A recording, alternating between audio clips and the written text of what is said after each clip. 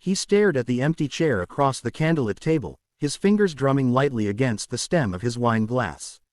Adrian Kane, the man who could command boardrooms and sway markets, suddenly looked like a nervous teenager on prom night.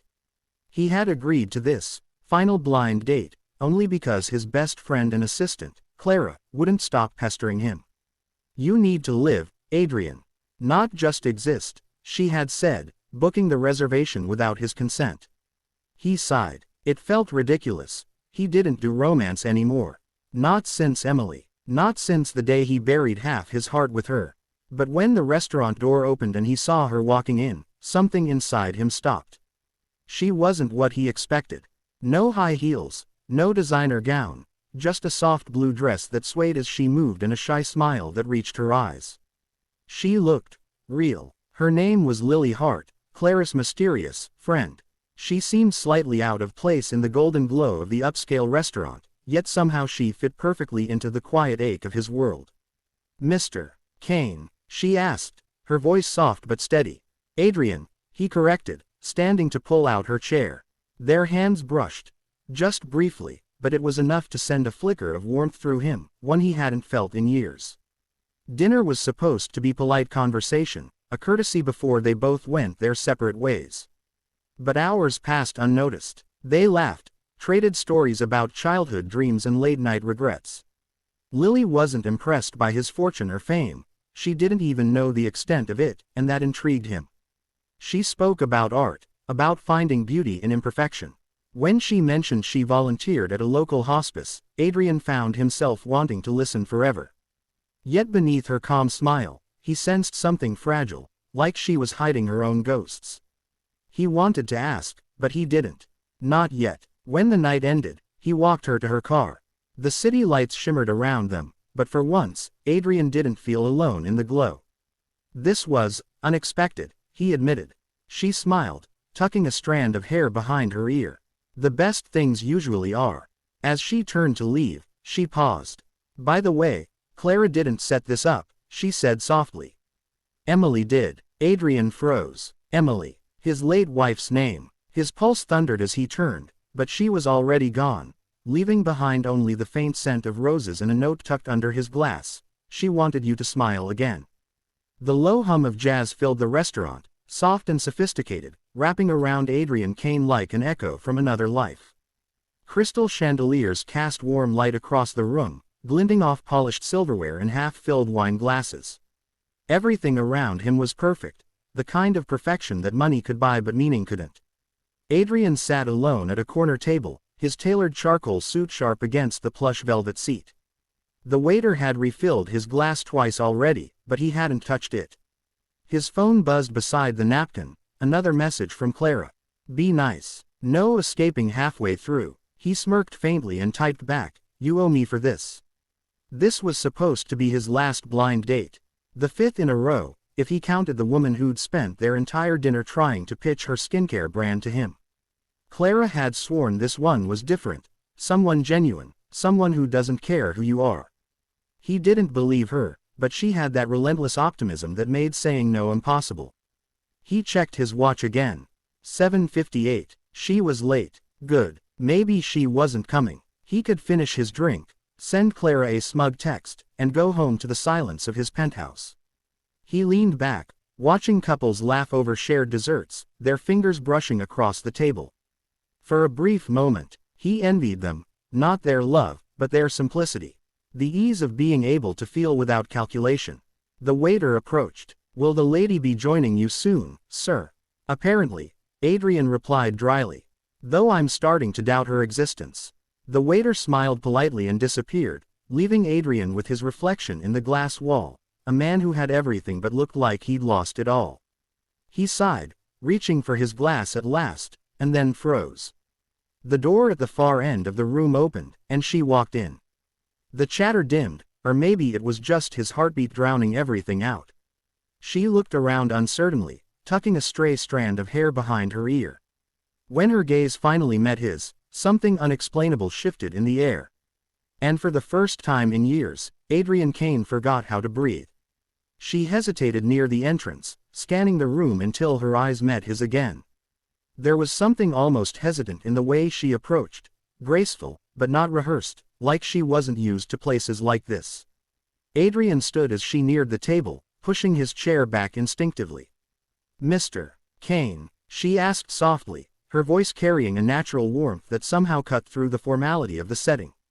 "Adrian," he corrected, offering a faint smile as he pulled out her chair. "Mr. Kane makes me sound older than I am." She smiled, a small, genuine curve of her lips that felt disarmingly real. "All right then, Adrian. I'm Lily Hart." Her handshake was gentle, her palm cool against his. A spark flickered where their hands met, fleeting but undeniable. She settled across from him, glancing briefly at the elegant menu before looking back up, clearly more interested in conversation than cuisine. "I should warn you," she began, eyes glinting with humor, "I'm terrible at small talk. And even worse at pretending I'm someone I'm not." "Good," Adrian said. "I've had enough of both tonight."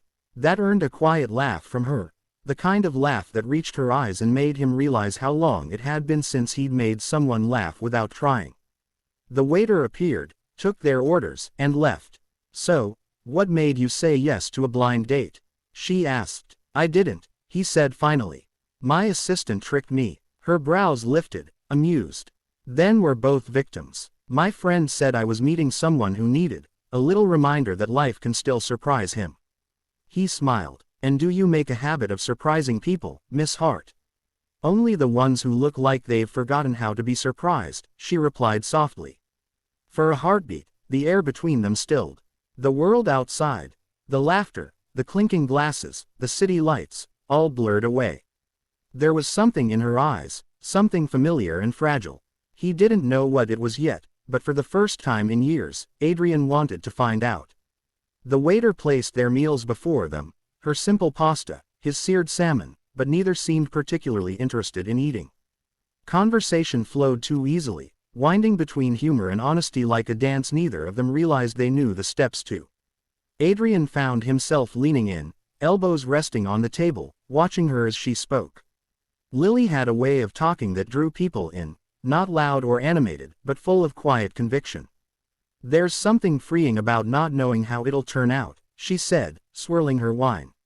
"Sometimes the messiest strokes make the most beautiful pictures.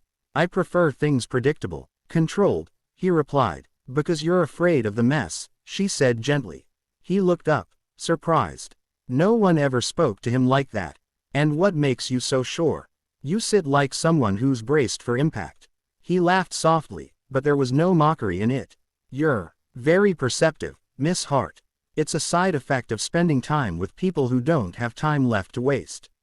Her words hung in the air. He saw the flicker of sadness behind her calm smile, but she quickly changed the subject, to books, to travel, to coffee in a seaside cafe. He didn't press. When dessert arrived, she pushed her plate toward him. "Try it," she said. "Chocolate makes everything better." He met her gaze, steady, teasing, alive, and, for the first time in years, smiled without forcing it. He didn't know who Lily Hart truly was or what shadows lingered behind her calm voice, but one thing was certain: she had managed, in a single evening, to make him feel again. The restaurant had begun to thin out, the soft jazz replaced by the faint clatter of staff clearing tables.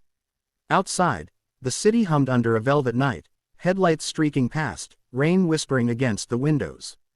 Adrian hadn't noticed the time until Lily glanced at her watch and smiled. "Would you look at that? Midnight," she said lightly. "Turns out I'm better company than you expected." "Much better," he admitted. "You've officially ruined every future blind date I'll never agree to." She laughed, and he caught himself memorizing the sound. He stood, offering his arm. "Let me walk you out." Outside, the air was cool and damp. The scent of rain mixed with roses from a nearby florist, still open under a flickering neon sign. She paused beneath the awning, hugging her coat closer. "You didn't have to walk me," she said. "I wanted to," he replied, surprising even himself. They stood in silence for a moment, the kind that didn't need to be filled. Then Lily turned to face him, her eyes soft. "This was unexpected," she murmured. "Most good things are," he said. She hesitated, as if weighing whether to say something more. "You know," she said finally, "I almost didn't come tonight." Why? Because I was afraid it would hurt too much. Hurt? She shook her head quickly, smiling as if to chase the word away. Never mind. I'm glad I did. He wanted to ask, but she was already stepping toward the curb, rain misting her hair. She opened her car door, then paused, halfway in, halfway gone. By the way, she said softly, looking back at him, Clara didn't set this up. He blinked. What do you mean? She smiled faintly. Emily did. The name hit him like a blow. His pulse stumbled. Emily, his wife, the woman he'd lost 3 years ago.